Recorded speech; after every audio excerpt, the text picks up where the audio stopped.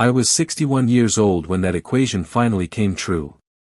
On a quiet Thursday morning in early October, I sat across from 3 senior executives in a glass conference room on the 42nd floor of Hamilton Infrastructure Group.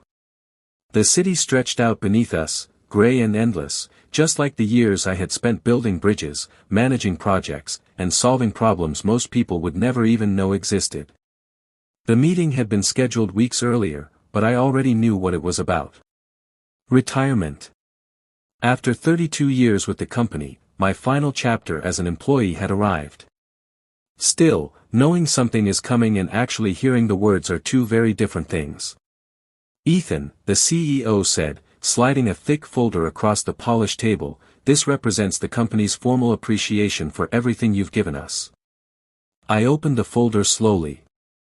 Inside were pages of legal language, compensation breakdowns, and structured payout plans. I didn't understand every sentence, but I didn't need to. One number stood out. $2.9 million. For a moment, the room went completely silent. I wasn't embarrassed to admit my hands were shaking. Not because of greed. Not because of shock. But because that number represented 32 years of sacrifice finally made visible. The weekends I missed. The family dinners I skipped. The vacations postponed, just one more year. The nights my wife went to bed alone while I stared at blueprints under a desk lamp. All of it had led to this moment. "You've earned every dollar," the CEO continued. No one here would argue that.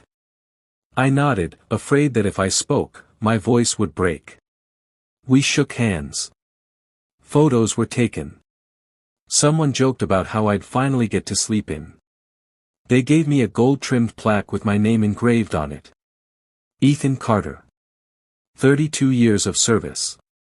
Integrity. Commitment. Leadership. I thanked them all, gathered my briefcase, and stepped out into the hallway. That was it. I was done. As the elevator descended, I caught my reflection in the mirrored walls. Graying hair. Lines around the eyes.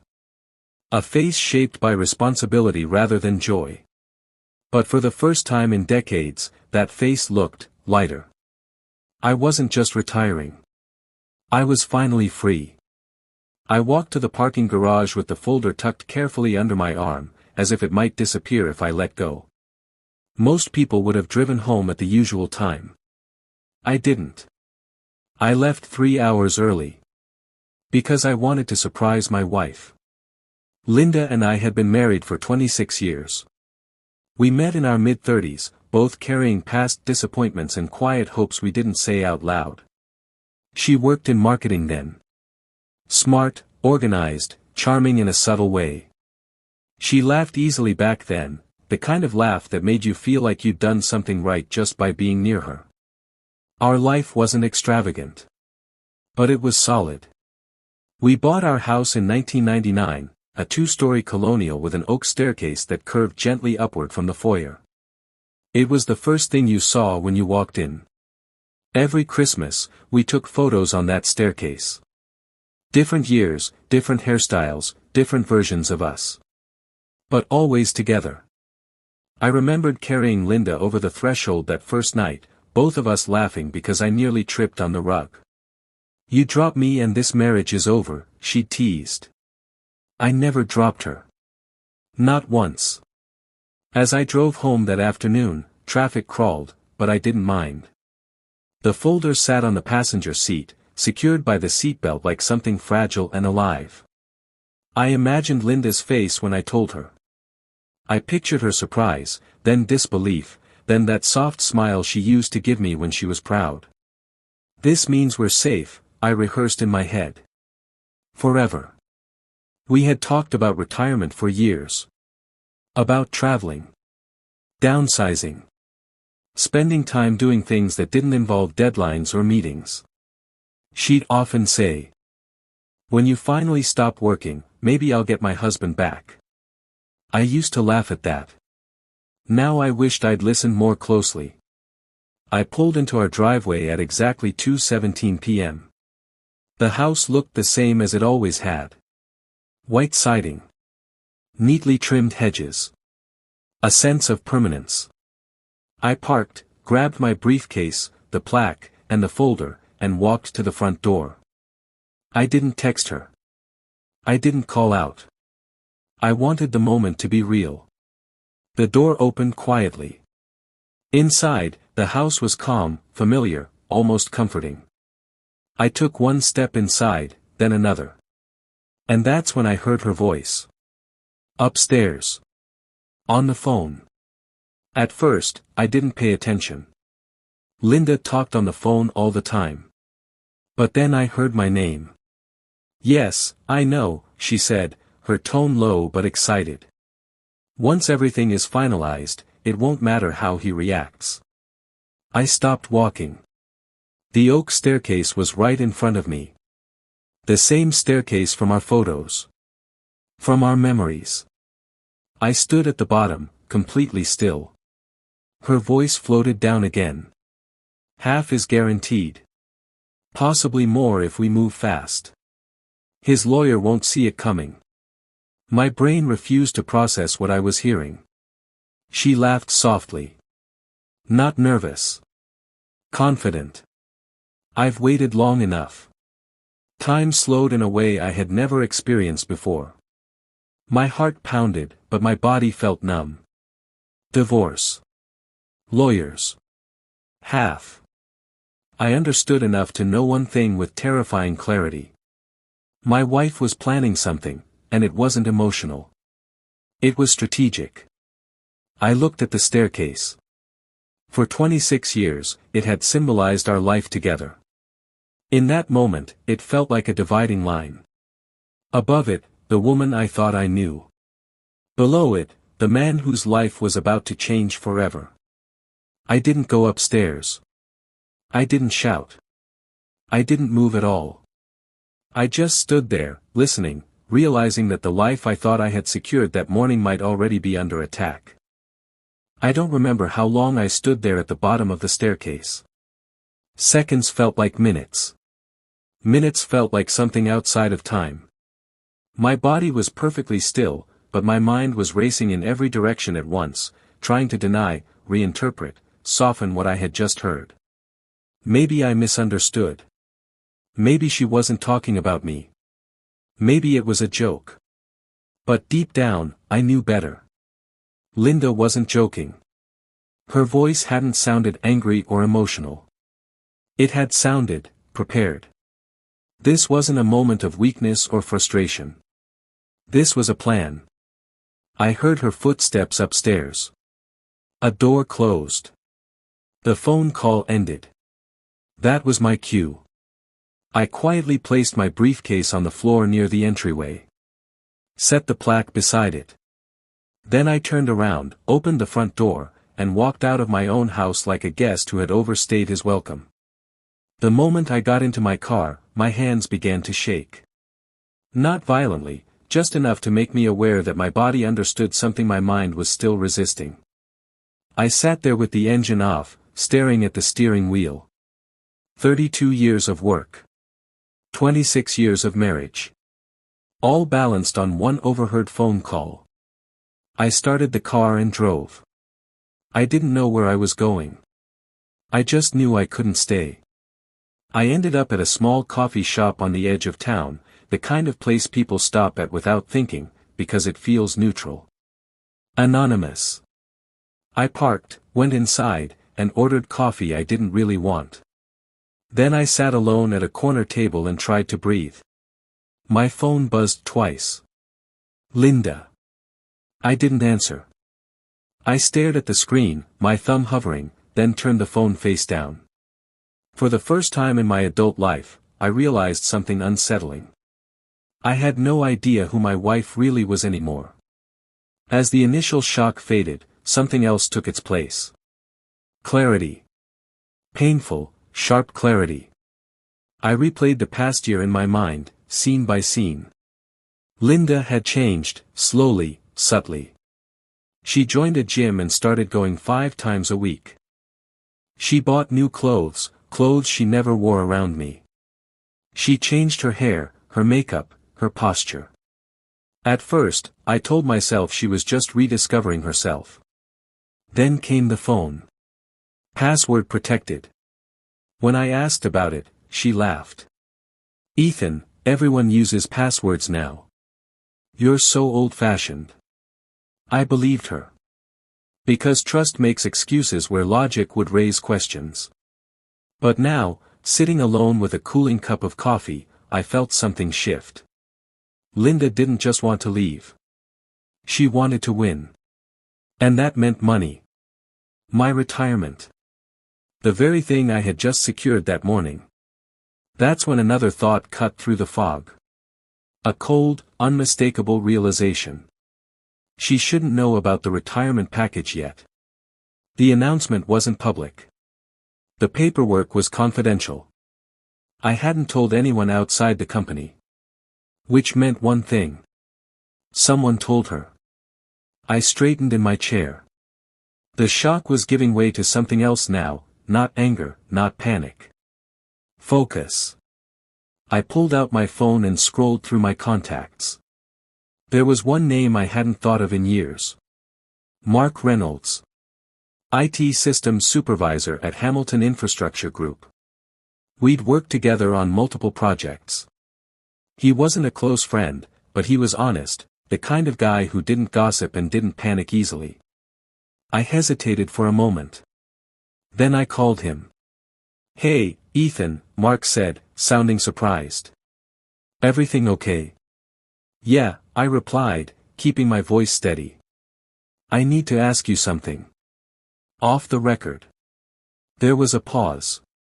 "All right. Who has access to retirement settlement files before they're officially released?" Another pause, longer this time. "HR. And a very small group of executives." I swallowed. "Can you see if my file was accessed recently?" Silence. "That's not something I'm really supposed to." "Mark," I interrupted, quietly. "Please. This matters." I heard him exhale. "Give me 10 minutes." Those 10 minutes felt longer than the entire drive home. I stared out the window, watching people walk past the coffee shop with no idea that my life had just fractured. When my phone rang, I answered immediately. "Ethan," Mark said. His voice had changed. "Your file was accessed yesterday at 1:48 p.m. My chest tightened. "By who?" "Margaret Liu. HR." That name meant nothing to me. But then he added something that made my blood run cold. "And it was forwarded." "Forwarded to where?" "An external email address." I closed my eyes. "Read it to me." Mark hesitated. I wrote the name down, even though I knew I wouldn't forget it. Jason Reed. Financial Consulting. I thanked Mark and ended the call. Then I opened my browser. Typed the name into the search bar. And there he was. Jason Reed. Divorce financial strategist. High net worth separation specialist. Asset redistribution expert. His website was polished, professional, and chilling. Smiling photos. Testimonials from grateful clients. Phrases like strategic planning before filing and maximizing marital outcomes. I stared at the screen until the words blurred. This wasn't just an affair. This was premeditation. My wife hadn't fallen in love and drifted away. She had partnered with someone whose job was to extract wealth from marriages like mine. I leaned back in my chair and let out a breath I didn't realize I'd been holding. A strange calm settled over me. Because now I understood something critical. Linda didn't just betray my heart. She betrayed my future. And that meant I had only two options. React emotionally. Or respond intelligently. I finished my coffee, stood up, and walked out of the shop. I wasn't going home yet. Not until I knew exactly what I was dealing with. 3 hours later, I returned to the house. Linda was in the kitchen, chopping vegetables like nothing had happened. She smiled when she saw me. There you are, she said casually. You're home early. Wrapped up some things at work, I replied evenly. She leaned in and kissed my cheek. How was your day? I looked at her. Really looked at her. The woman I had trusted for over 2 decades. The woman who, less than an hour earlier, had been planning how to dismantle my life. It was a good day, I said. And for the first time in my marriage, I lied.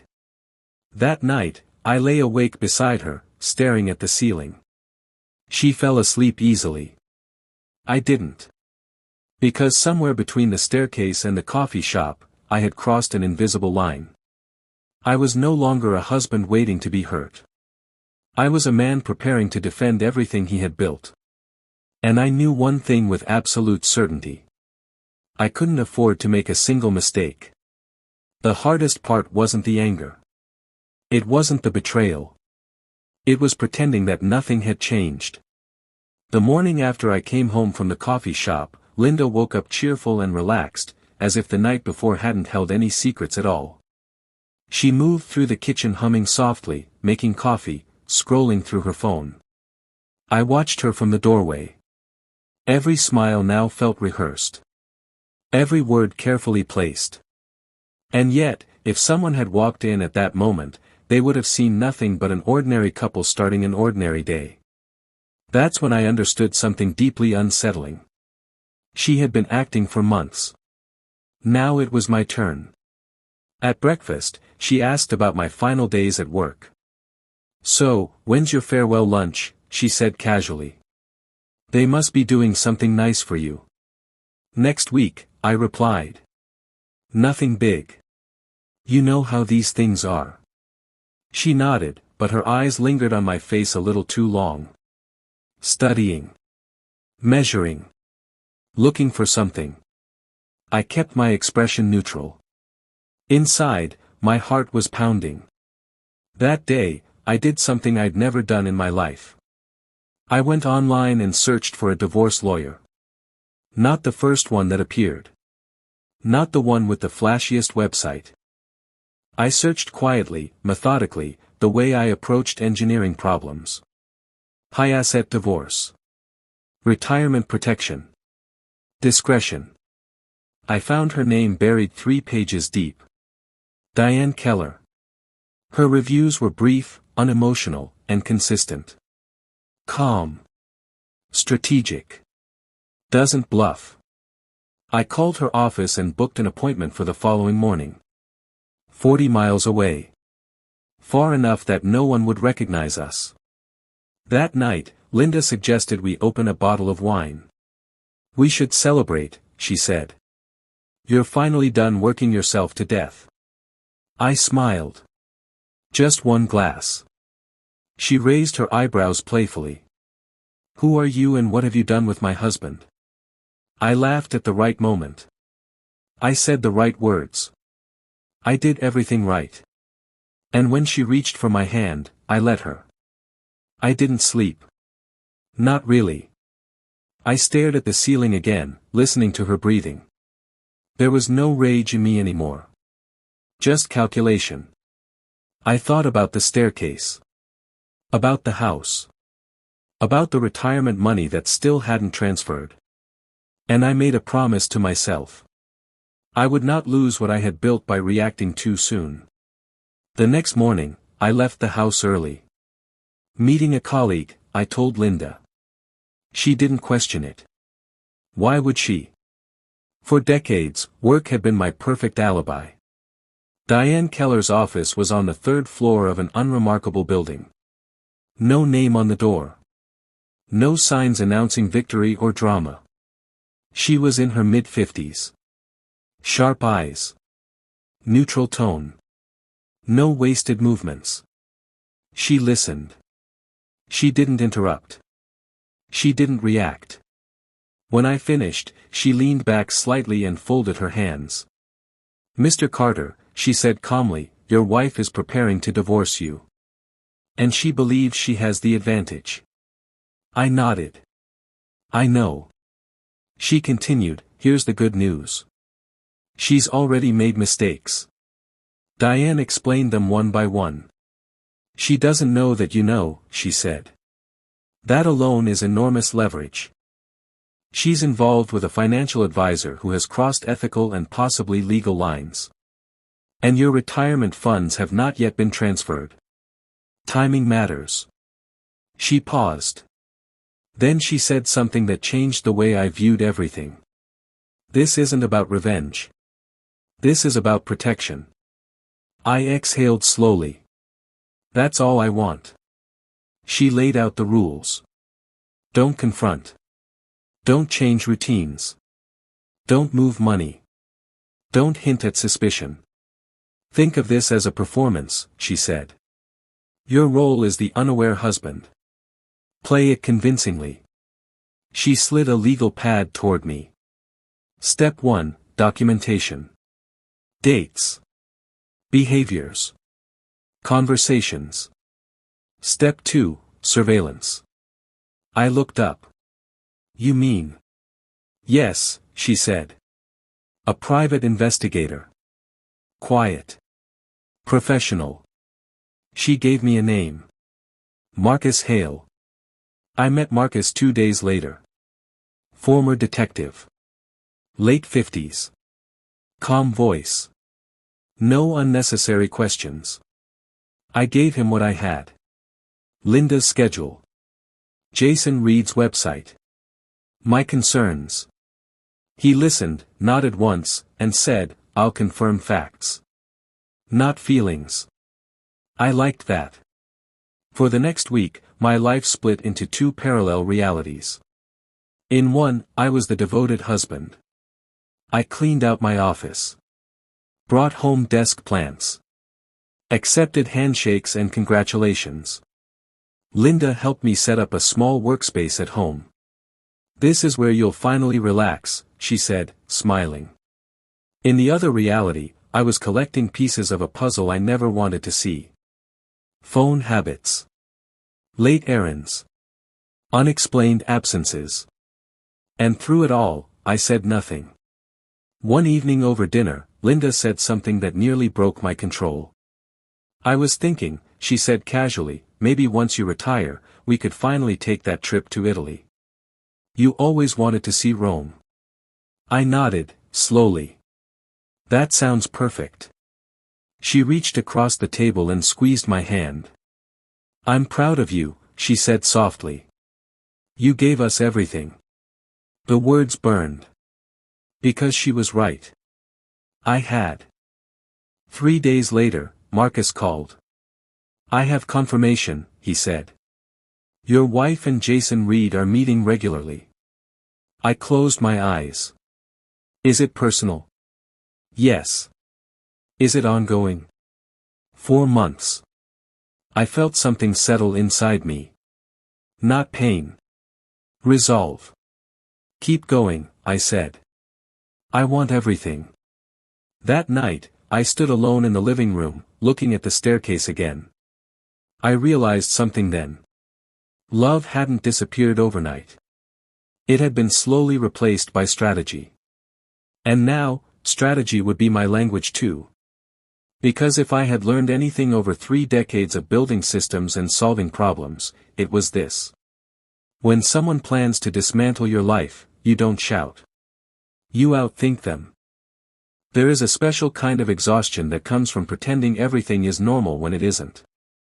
It doesn't show on your face. It doesn't slow your movements. But it drains you quietly, hour by hour. Every morning, I woke up beside Linda and reminded myself of one rule. Say nothing. I watched her routines with a precision I had once reserved for engineering projects. The way she checked her phone before getting out of bed. How she angled the screen away from me. How she smiled while texting, then went emotionally distant minutes later. If I had confronted her earlier, weeks, even days before, she would have panicked. Instead, she was calm. Confident. Because she believed she was in control. Marcus updated me regularly. Nothing dramatic. Just facts. Lunches that ran long. Gym sessions that ended nowhere near the gym. Evenings when she claimed to be meeting friends, but never named which ones. I didn't react. I wrote everything down. Dates. Times. Locations. Each entry felt like chiseling away at something sacred. But the structure beneath it was already rotten. One afternoon, Linda came home glowing. She'd changed clothes, applied makeup, sprayed perfume. Long day. I asked casually. Just tired, she said, avoiding my eyes. She kissed my cheek and went upstairs. 20 minutes later, Marcus texted me a single line. Hotel confirmed. Photos secured. I sat on the couch and stared at the blank television screen. The evidence wasn't emotional. It was clinical. And somehow, that made it worse. A few days later, Marcus asked me to come to his office. He laid the folder on the desk without ceremony. Inside were photographs. Not intimate in a graphic sense, but intimate enough. Linda laughing with Jason Reed in a restaurant 40 miles from our home. Their hands touching. Their reflections caught in glass doors. Then hotel entrances. Timestamps. Receipts. 7 months. That's how long it had been going on. 7 months of deception. There's more, Marcus said. He slid another document forward. Jason Reed's professional background. Divorce-focused financial consulting. Pre-filing asset analysis. Strategic narrative building. He's good at what he does, Marcus said. But he cuts corners. I scanned the report. In multiple cases, Jason had advised clients to document financial control behaviors, even when none existed. Coaching them on language. Encouraging timing. Positioning themselves as victims. This wasn't just an affair. It was a coordinated operation. That night, Linda cooked my favorite meal. Pot roast. Mashed potatoes. The same recipe she'd used for years. I thought we should do something nice, she said. You've been under a lot of stress. I thanked her. We ate together. We talked about nothing. And I realized something terrifying. She wasn't acting out of guilt. She was acting out of strategy. I brought everything to Diane the next morning. She examined the photos, the timelines, the notes. She didn't smile. She didn't frown. She nodded once. This is exactly what we need, she said. And you've done the hardest part already. What's that? Not reacting. She explained the next phase. Evidence had to be layered. Timing had to be precise. Money had to move last, not first. We're not racing, she said. We're waiting for the opening. She also explained something I hadn't considered. Jason Reed isn't just exposed morally, she said. He's exposed legally. He had received confidential retirement data. He'd advised on asset manipulation. He'd engaged in a relationship with a client in an active divorce strategy. If necessary, Diane said calmly, we can make this very uncomfortable for him. For the first time, I felt the balance shift. At home, Linda began asking more questions. So, have they finalized your retirement numbers yet? Mostly, I replied. There's some structure to it. How much is coming right away? I shrugged. Hard to say. Maybe 800,000 up front. The rest is spread over time. Her face flickered, just for a second. Disappointment. Then recovery. Well, that's still amazing, she said. We'll be fine.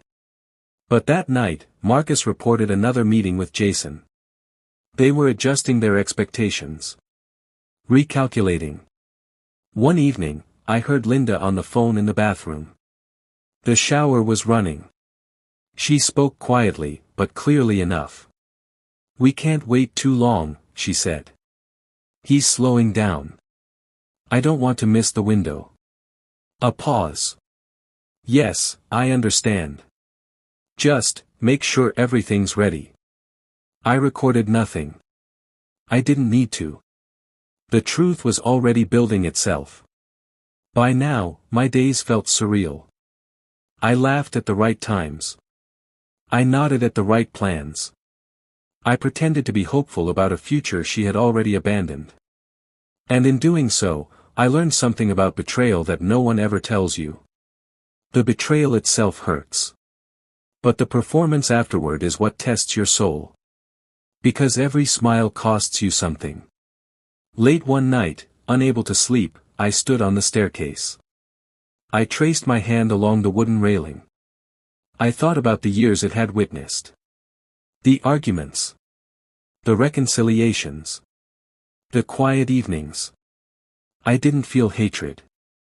I felt clarity. Whatever happened next, I wouldn't lose myself trying to save something that no longer existed. Diane called the next morning. The window is approaching, she said. The money transfers in less than 2 weeks. I closed my eyes. Then we're ready. Yes, she replied. And when we move, it has to be flawless.